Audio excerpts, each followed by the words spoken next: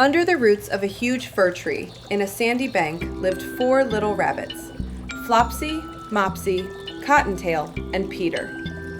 One morning, old Mrs. Rabbit gathered her children.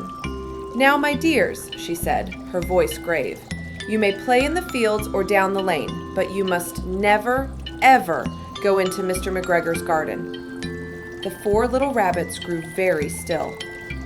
"Your father," she continued solemnly, "had an accident there. He was put in a pie by Mrs. McGregor." The message was received. "Now be good," Mrs. Rabbit said, taking her basket and umbrella. "I am going to the baker's for a loaf of brown bread and some currant buns." Flopsy, Mopsy, and Cottontail, who were good little bunnies, went down the lane to gather blackberries. But Peter, who was very naughty, ran straight to Mr. McGregor's garden and squeezed under the gate. First, he ate some lettuce and some French beans. Then he nibbled on radishes. Soon, feeling rather unwell, he went to look for some parsley to settle his stomach. But as he turned the corner, he came face to face with Mr. McGregor himself. "Stop, thief!" roared the old man, waving a rake. Peter was frightened. He tore wildly around the garden, forgetting the way to the gate. In his panic, he lost both his shoes among the potatoes. Now running on all 4s, he moved faster, but his luck ran out when he became entangled in a gooseberry net. The brass buttons of his fine blue jacket were caught fast. He was trapped. Hopeless, he began to sob.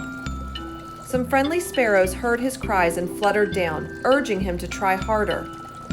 Inspired, Peter gave a desperate wriggle just as Mr. McGregor approached with a sieve. He burst free, leaving his jacket behind, and dashed into a tool shed. He jumped into a watering can for safety, but it was full of water. Mr. McGregor, sure he had cornered Peter, began searching the shed. Peter, shivering and wet, tried to stay quiet, but he let out a tremendous sneeze. "Kertyshoo!" The old man lunged, but Peter shot out of a window too small for his pursuer and collapsed, exhausted, outside. Defeated, Mr. McGregor went back to his work, later using Peter's jacket and shoes for a scarecrow. Peter, dripping and lost, wandered until he saw a white cat staring at a mouse. Remembering his cousin Benjamin Bunny's warnings about cats, he crept silently away. Gathering his courage, he climbed onto a wheelbarrow and saw Mr. McGregor hoeing onions with his back turned. And beyond him, the gate. Peter scrambled down and ran for his life, slipping under the gate and into the woods without a backward glance. He didn't stop running until he was safe at home under the big fir tree. He flopped onto the floor, too tired to speak.